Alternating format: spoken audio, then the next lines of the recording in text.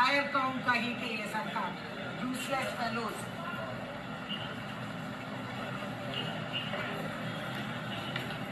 किसानों पे voter cannon, students पे टीयर गैस। वाह रे वाह, क्या ताकतवान सरकार है। बच्चों पर लाठी चलाने वाली सरकार।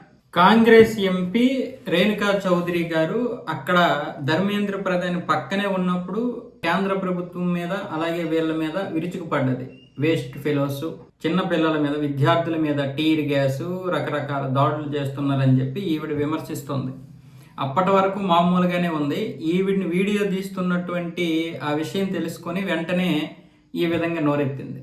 రేణుకా చౌదరి గారు ఎలా ప్రశ్నిస్తారంటే ఎదురుగా మైక్ ఉండాలి, లేకపోతే ఎవరో ఒకరు ఆమెను అబ్జర్వ్ చేస్తున్నారని ఆవిడికి తెలియాలి, అప్పుడు ప్రశ్నిస్తారు. అలాగే అటువైపు కూడా ప్రశ్నించండి అమ్మా తల్లి రేణుకా చౌదరి గారు, వాళ్ళను కూడా ప్రశ్నించండి అమ్మా.